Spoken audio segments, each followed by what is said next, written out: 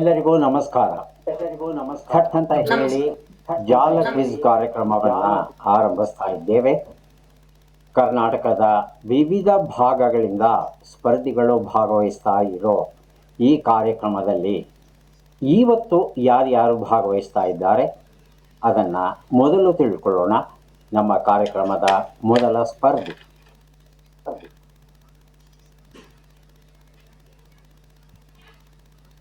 ನಮಸ್ಕಾರ, ನನ್ನ ಹೆಸರು ಸಂತೋಷ್ ಪುರಾಣಿಕ್. ನಾನು ಮೂಲತಃ ಬಿಜಾಪುರ ಇದವರು. ಬೆಂಗಳೂರಿನಲ್ಲಿ ಖಾಸಗಿ ಕಂಪನಿಯಲ್ಲಿ ಕೆಲಸ ಮಾಡ್ತಾ ಇದ್ದೀನಿ. ನನ್ನ ಹವ್ಯಾಸಗಳು ಕುತೂಹಲಕಾರ ಸಂಗೀತಗಳನ್ನು ಓದುವುದು ಮತ್ತು ಇಂಪಾದ ಸಂಗೀತ ಕೇಳುವುದು. ತುಂಬ ಸಂತೋಷ್ ಅವರೇ, ಕಾರ್ಯಕ್ರಮಕ್ಕೆ ಸ್ವಾಗತವನ್ನು ಕೋರ್ತಾ ಇದ್ದೇವೆ. ನಮ್ಮ ಮುಂದಿನ ಸ್ಪರ್ಧಿ. ನಮಸ್ತೆ ಸರ್, ನನ್ನ ಹೆಸರು ಶಿವಲೀಲಾ ಬಿಜಗೇರಿ ಅಂತ. ನಮ್ಮದು ಮೂಲತಃ ಹಾವೇರಿ ಜಿಲ್ಲೆ. ನಾನು ಬೆಂಗಳೂರಿನ ಬಾಪೂಜಿ ನಗರ ಸರ್ಕಾರಿ ಶಾಲೆಯಲ್ಲಿ ಸಹಶಿಕ್ಷಕಿಯಾಗಿ ಕರ್ತವ್ಯವನ್ನು ನಿರ್ವಹಿಸ್ತಾ ಇದ್ದೀನಿ. ಶಿವಲೀಲಾ ಅವರಿಗೆ ಸ್ವಾಗತವನ್ನು ಕೋರ್ತಾ ಇದ್ದೇವೆ. ನಮ್ಮ ಮುಂದಿನ ಸ್ಪರ್ಧಿ. ನಮಸ್ತೆ, ನನ್ನ ಹೆಸರು ಉಮೇಶ. ನಾನು ಮೂಲತಃ ಗುಂಡ್ಲುಪೇಟೆಯ ನಾಗಿದ್ದು ಈಗ ಸದ್ಯ ಬೆಂಗಳೂರಿನ ಒಂದು ಖಾಸಗಿ ಕಂಪನಿಯಲ್ಲಿ ಕೆಲಸ ಮಾಡುತ್ತಿದ್ದೇನೆ. ಹವ್ಯಾಸ ದೂರ ಪ್ರಯಾಣ ಮತ್ತು ದ್ವಿಚಕ್ರ ವಾಹನದಲ್ಲಿ ಹಾಗೂ ಓದುವುದು. ಬಹಳ ಸಂತೋಷ ಉಮೇಶ್, ಕಾರ್ಯಕ್ರಮಕ್ಕೆ ಸ್ವಾಗತವನ್ನು ಕೋರ್ತಾ ಇದ್ದೇವೆ ತಮಗೆ. ಮೂವರು ಸಿದ್ಧವಾಗಿದ್ದೀರಿ ಅಂದರೆ ಕಾರ್ಯಕ್ರಮವನ್ನು ಆರಂಭಿಸೋಣ. ಮೊದಲಿಗೆ ನಿಯಮಗಳನ್ನು ನೋಡಿಬಿಡೋಣ. ಒಟ್ಟು 12 ಪ್ರಶ್ನೆಗಳು, ಪ್ರತಿ ಸರಿ ಉತ್ತರಕ್ಕೆ ಒಂದು ಪುಸ್ತಕ ಬಹುಮಾನ. ಆಯ್ಕೆಗಳು ಬರುವ ಮೊದಲೇ ಸರಿ ಉತ್ತರವನ್ನು ನೀಡಿದರೆ 2 ಪುಸ್ತಕವನ್ನು ಬಹುಮಾನವಾಗಿ ಕೊಡ್ತೇವೆ. ನಕಾರಾತ್ಮಕ ತಂತ್ರಗಳಿಗೆ ಅವಕಾಶವಿಲ್ಲ. ಇಂದಿನ ಕಾರ್ಯಕ್ರಮದಲ್ಲಿ ನಾವು ನೀಡುವ ಎಲ್ಲ ಪುಸ್ತಕಗಳನ್ನು ರಾಷ್ಟ್ರೋತ್ಥಾನ ಸಾಹಿತ್ಯದವರು ನೀಡಿದ್ದಾರೆ. ಅವರಿಗೆ ಕೃತಜ್ಞತೆಗಳನ್ನು ಸಲ್ಲಿಸುತ್ತಾ ಕಾರ್ಯಕ್ರಮದ ಮೊದಲ ಪುಸ್ತಕ, ಮೊದಲ ಪ್ರಶ್ನೆಯನ್ನು ನೋಡೋಣ. ಸಂತೋಷ್ ಅವರಿಗೆ ಈ ಪ್ರಶ್ನೆ ಬರ್ತಾ ಇದೆ. DVG ಬರೆದಂಥ ಪುಸ್ತಕ ದೇವರು. ನಮ್ಮ ಮೊದಲ ಪ್ರಶ್ನೆ, ಮಡಿಕೇರಿ ದಸರಾವನ್ನು ಮೂಲತಃ ಯಾವ ದೇವತೆಯ ಹೆಸರಲ್ಲಿ ಆಚರಿಸುತ್ತಾರೆ? ಆಯ್ಕೆಗಳನ್ನು ನೋಡು.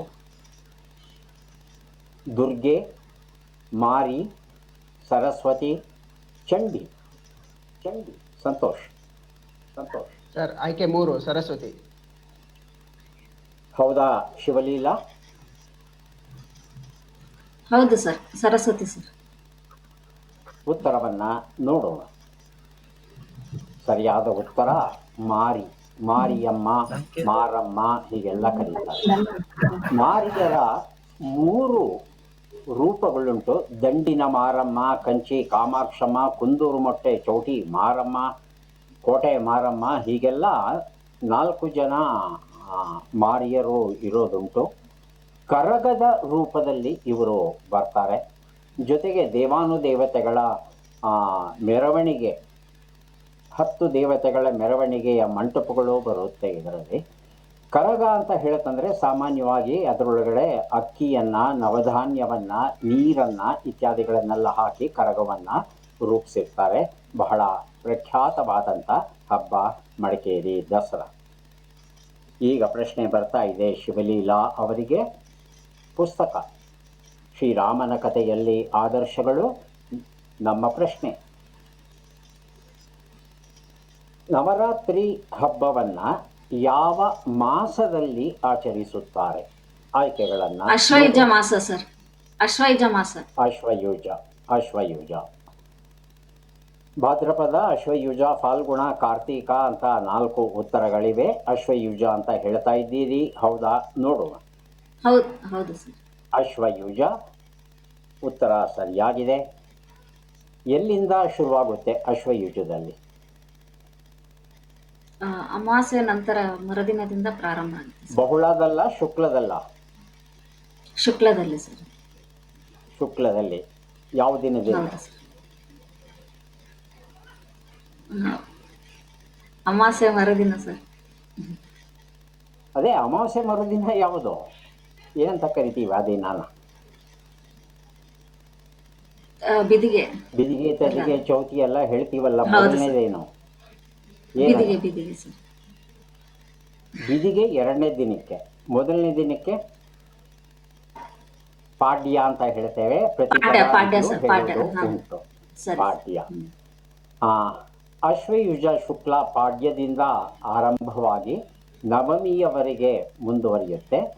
ಆಮೇಲೆ ದಶಮಿಯಂದು ವಿಜಯದಶಮಿ ಮೆರವಣಿಗೆ, ಹಬ್ಬ ಇತ್ಯಾದಿಗಳೆಲ್ಲ ಮಾಡ್ತೇವೆ. ಇದನ್ನು ನಾವು ದಸರಾ ಅಥವಾ ನವರಾತ್ರಿ ಅಂತ ಕರೆದರೆ, ಭಾರತದ ಬೇರೆ ಬೇರೆ ಭಾಗಗಳಲ್ಲಿ ಇದನ್ನು ನವರಾತ್ರಿ, ನವ ಅಂತ ಹೇಳಲ್ಲ, ನೋವು ಅಂತಾರೆ.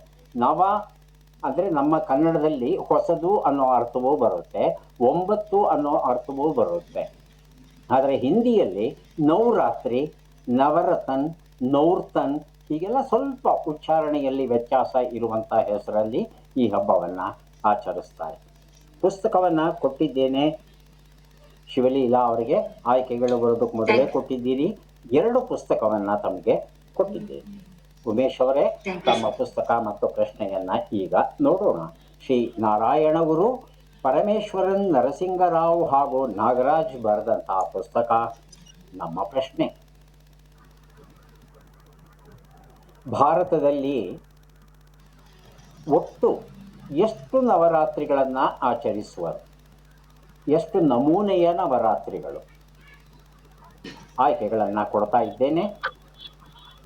1, 2, 3, 4. 9 ದಿನಗಳ ಹಬ್ಬವನ್ನ ಆಯ್ಕೆ 1. ಆಯ್ಕೆ 1. ಒಂದೇ ಒಂದು ನವರಾತ್ರಿ ಇದೆ ಅಂತ ತಾವು ಹೇಳ್ತಾ ಇದ್ದೀರಿ. ಒಂದು ಸಲ ಸಂತೋಷ್ ಅವರನ್ನು ಕೇಳ್ಬಿಡೋಣ, ಎಷ್ಟು ನವರಾತ್ರಿಗಳಿವೆ ನಮ್ಮಲ್ಲಿ?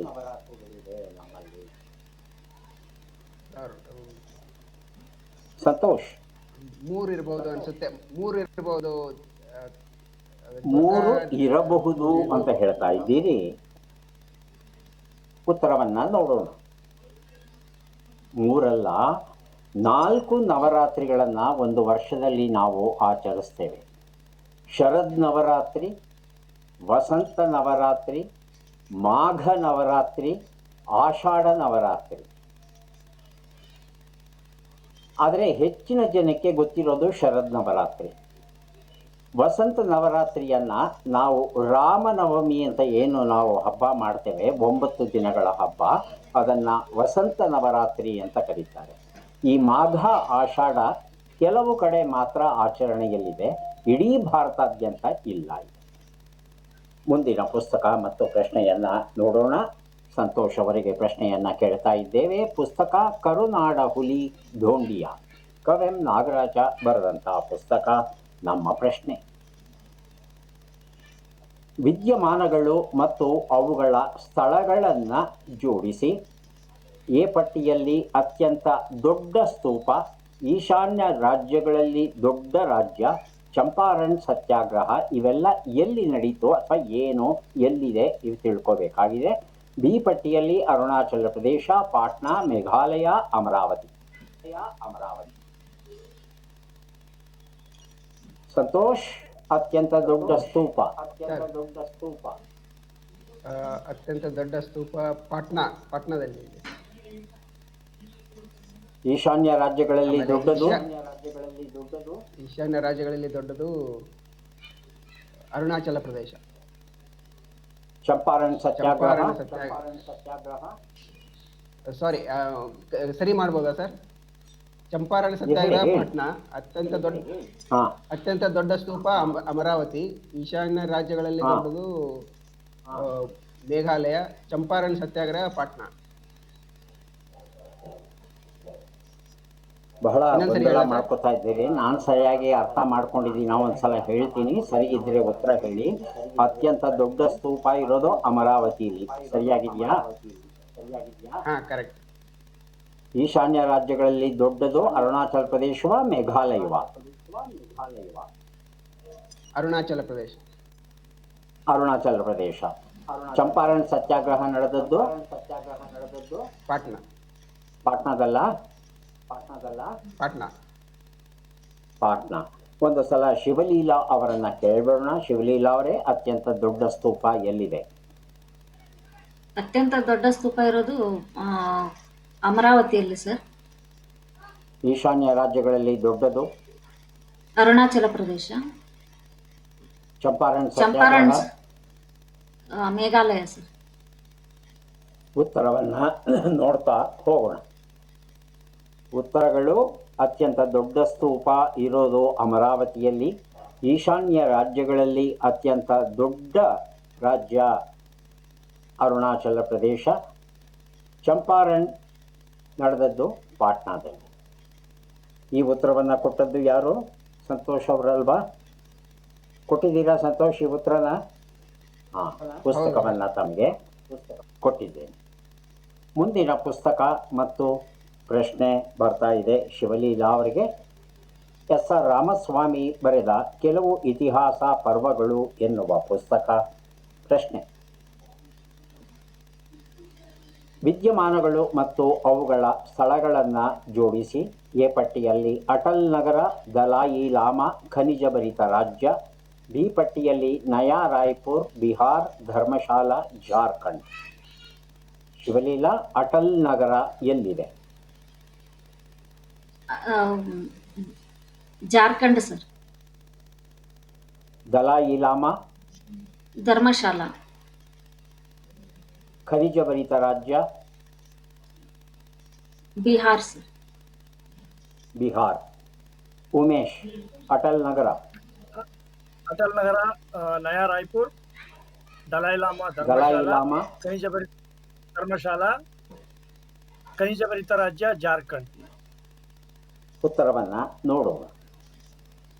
ಅಟಲ್ ನಗರ, ನಯಾ ರಾಯ್ಪುರ್, ದಲಾಯಿ ಲಾಮಾ, ಧರ್ಮಶಾಲಾ, ಖನಿಜಭರಿತ ರಾಜ್ಯ, ಜಾರ್ಖಂಡ್. ಉತ್ತರ ಸರಿಯಾಗಿದೆ. ಉಮೇಶ್ ಅವರಿಗೆ ಒಂದು ಪುಸ್ತಕವನ್ನು ಕೊಡ್ತಾ ಇದ್ದೇವೆ. ಬಿಹಾರ ರಾಜ್ಯದಲ್ಲಿ ಇದು ಜಾರ್ಖಂಡು ಬಿಹಾರ ಒಂದು ಕಾಲದಲ್ಲಿ ಒಟ್ಟಿಗೆ ಇತ್ತು. ಆಮೇಲೆ ಅದನ್ನು ಬೇರೆ ಬೇರೆ ಮಾಡಿದ್ವಿ. ಹೆಚ್ಚು ಖನಿಜ ಇರುವ ಪ್ರದೇಶ ಜಾರ್ಖಂಡ್ ಬಂದಿದೆ. ಹಾಗಾಗಿ ವಿಶ್ವದಲ್ಲೇ ಅತ್ಯಂತ ಖನಿಜ ಭರಿತ ಪ್ರದೇಶಗಳು ಯಾವುದು ಅಂತ ಲೆಕ್ಕ ಹಾಕಿದ್ರೆ ಆ ಲೆಕ್ಕದಲ್ಲಿ ಜಾರ್ಖಂಡು ಸಹ ಮೊದಲಲ್ಲಿ ಬರುತ್ತೆ.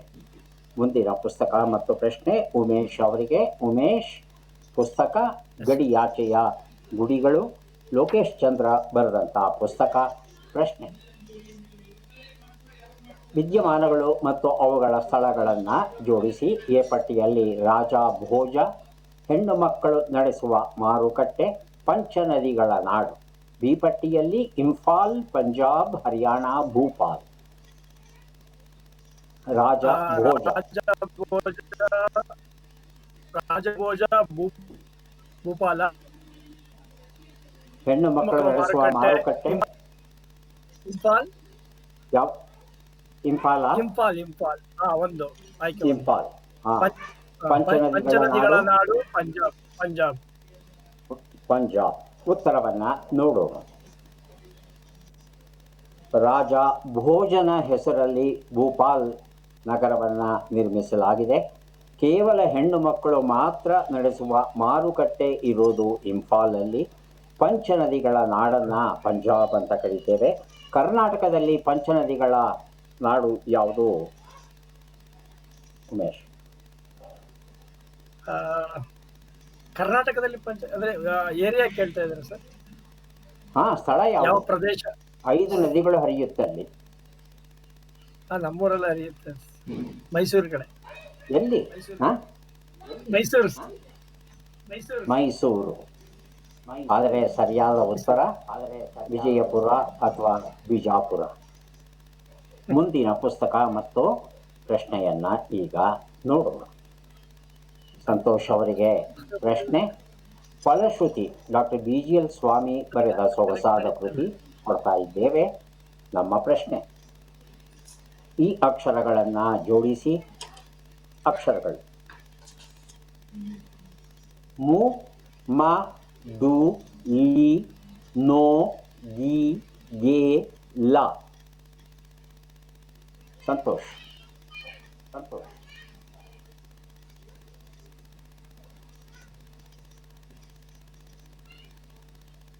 ಶಿವಲೀಲಾ ಅವರು ಸಹ ಉತ್ತರ ಕೊಡೋದಕ್ಕೆ ಪ್ರಯತ್ನಿಸಬಹುದು. ಮುಗಿಲ ನೋಡು ಮಲ್ಲಿಗೆ. ಮುಗಿಲ ನೋಡು ಮಲ್ಲಿಗೆ. ಮುಗಿಲನ್ನ ನೋಡಿದ್ರೆ ಮುಗಿಲು ಕಾಣುತ್ತೆ, ಮಲ್ಲಿಗೆಯಲ್ಲಿ ಕಾಣುತ್ತೆ. ಅರ್ಥವತ್ತಾಗಿ ಜೋಡಿಸಕ್ಕಾಗುತ್ತಾ ಶಬ್ದಗಳನ್ನ?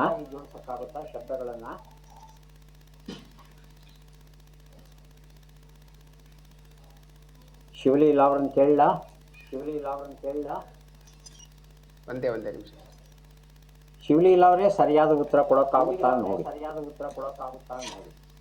ಮುಡಿಗೆ ನೋಡು ಮಲ್ಲಿಗೆ. ಮುಡಿಗೆನಾ? ಮುಡಿಯಲು ನೋಡು ಮಲ್ಲಿಗೆ. ಮುಡಿಯಲ್ಲಿ ಉತ್ತರವನ್ನ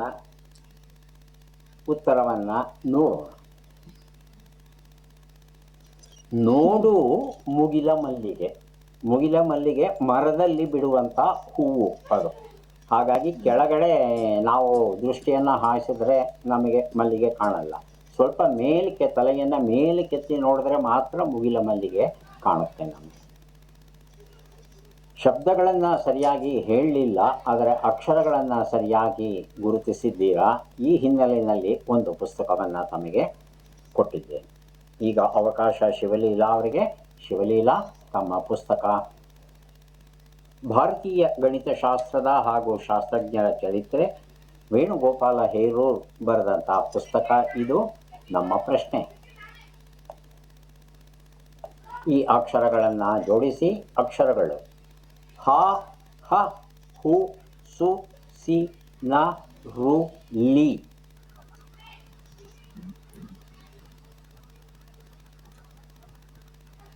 ಉಮೇಶ್ ಅವರು ಸಹ ಉತ್ತರ ಕೊಡೋದಕ್ಕೆ ಸಿದ್ಧತೆಯನ್ನು ನಡೆಸ್ಕೋಬೇಕು.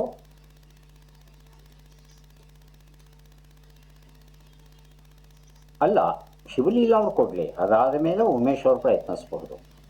ಶಿವಲೀಲಾ ಅವರು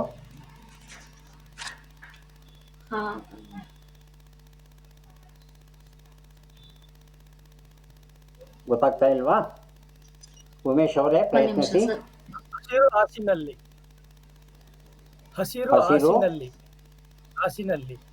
ಹಸಿರು ಹಾಸಿನಲ್ಲಿ. 8 ಅಕ್ಷರ ಇದೆಯಾ ಶಿವಲೀಲಾ?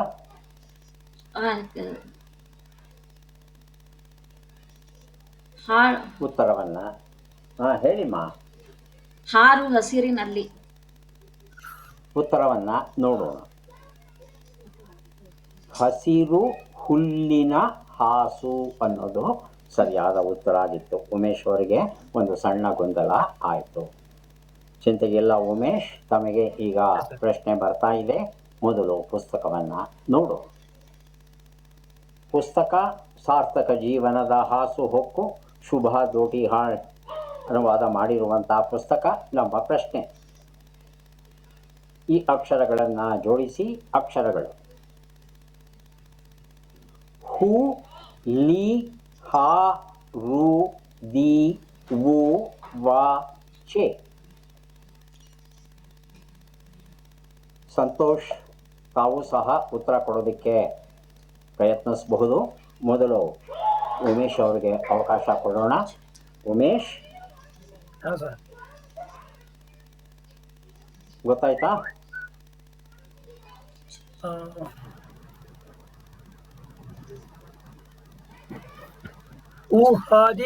ಊಹಾದಿಯಲ್ಲಿ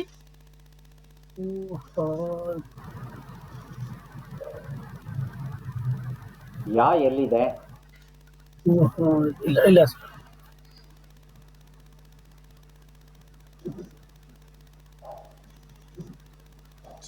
ಸಂತೋಷ್ ಅವರೇ ಕೇಳಲ್ಲ? ಗೊತ್ತಾಗ್ತಾ ಇಲ್ಲ. ಸಂತೋಷ್ ಅವರೇ,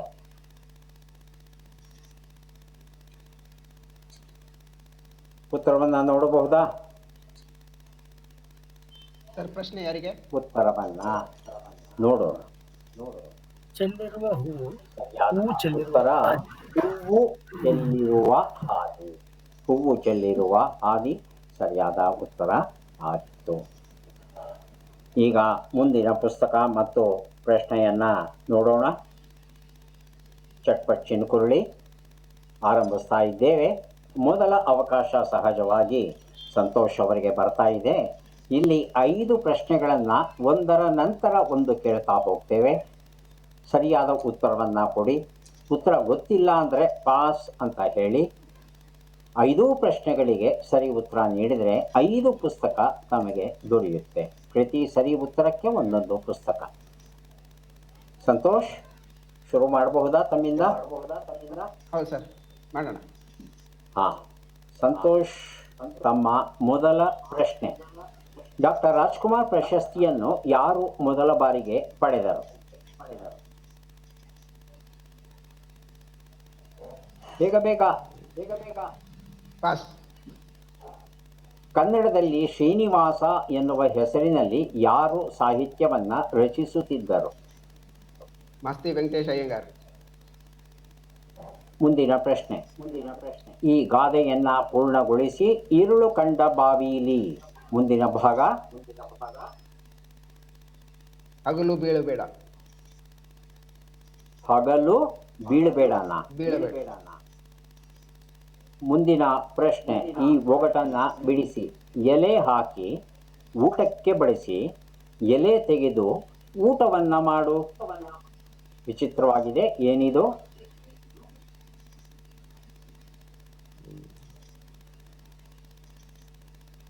ಪಾಸ್. ಮುಂದಿನ ಪ್ರಶ್ನೆ. ಯಾವ ಜಿಲ್ಲೆಯನ್ನು ವಿಭಜಿಸಿ ಗದಗ್ ಮತ್ತು ಹಾವೇರಿ ಜಿಲ್ಲೆಗಳನ್ನು ರೂಪಿಸಿದರು? ಧಾರವಾಡ. ಧಾರವಾಡ. ಉತ್ತರವನ್ನ ನೋಡ್ತಾ ಹೋಗೋಣ. ಮೊದಲ ಪ್ರಶ್ನೆಗೆ ಉತ್ತರ ನಟ ಅಶ್ವಥ್. ಎರಡನೇ ಪ್ರಶ್ನೆ. ಕನ್ನಡದಲ್ಲಿ ಶ್ರೀನಿವಾಸ ಎನ್ನುವ ಹೆಸರಲ್ಲಿ ಸಾಹಿತ್ಯವನ್ನು ರಚಿಸ್ತಾ ಇದ್ದಿದ್ದು ಮಾಸ್ತಿ ವೆಂಕಟೇಶ್ ಅಯ್ಯಂಗಾರ್. ಮೂರನೇದು, ഇരുಳು ಕಂಡ ಬಾವಿಯಲ್ಲಿ ಹಗಲು ಬಿದ್ದಂತೆ ಅಂತ ಸರಿಯಾದ ರೂಪ, ಹಗಲು ಬೀಳಬೇಡ ಅಂತ ಅಲ್ಲ. ಮುಂದಿನ ಪ್ರಶ್ನೆ. ಎಲೆ ಹಾಕಿ ಊಟಕ್ಕೆ ಬಡಿಸಿ, ಎಲೆ ತೆಗೆದು ಊಟವನ್ನು ಮಾಡು ಅಂದರೆ ಈ ಎಲೆ ತೆಗೆದು ಅಂದರೆ ಏನಿದು ಅಂತ ಆಗುತ್ತೆ. ಕರಿಬೇವಿನ ಎಲೆ ತೆಗೆದು ಊಟ ಮಾಡು ಅಂತ, ಬಾಳೆ ಎಲೆ ತೆಗೆದು ಊಟ ಮಾಡು ಅಂತಲ್ಲ, ಕರಿಬೇವಿನ ಎಲೆ ತೆಗೆದು ಊಟವನ್ನು ಮಾಡು. ಧಾರವಾಡ ಉತ್ತರ ಸರಿಯಾಗಿದೆ. 2 ಪ್ರಶ್ನೆಗೆ ಉತ್ತರ ಸರಿ ಕೊಟ್ಟಿದ್ದೀರಲ್ವಾ? ಮಾಸ್ತಿ ವೆಂಕಟೇಶ್ ಅಯ್ಯಂಗಾರ್ ಒಂದು, ಮಾಸ್ತಿ ಮತ್ತು ಧಾರವಾಡ 2 ಕೊಟ್ಟಿದ್ದೀರಿ. 2 ಪುಸ್ತಕವನ್ನು ಕೊಟ್ಟಿದ್ದೇವೆ ತಮಗೆ. ಮುಂದಿನ ಅವಕಾಶ ಶಿವಲೀಲಾ ಅವರಿಗೆ. ಶಿವಲೀಲಾ ಅವರೇ, ತಮ್ಮ ಚಟ್ಪಟ್ ಚಿನ್ಕೊಳ್ಳಿ ಈಗ ಆರಂಭವಾಗ್ತಾ ಇದೆ. ಮೊದಲ ಪ್ರಶ್ನೆ. ರಸೀದಿ ಎನ್ನುವ ಶಬ್ದವು ಕನ್ನಡಕ್ಕೆ ಯಾವ ಭಾಷೆಯಿಂದ ಬಂದಿದೆ? ಉರ್ದು ಭಾಷೆಯಿಂದ ಬಂದಿದೆ ಸರ್. ಮುಂದಿನ ಪ್ರಶ್ನೆ. ಕರ್ನಾಟಕದಲ್ಲಿ ಗಾಂಧೀಜಿಯವರಿಗೆ ದೇವಸ್ಥಾನವನ್ನು ಕಟ್ಟಿ 3 ಹೊತ್ತು ಪೂಜೆಯನ್ನ ಮಾಡುತ್ತಿರುವರು ಎಲ್ಲಿ?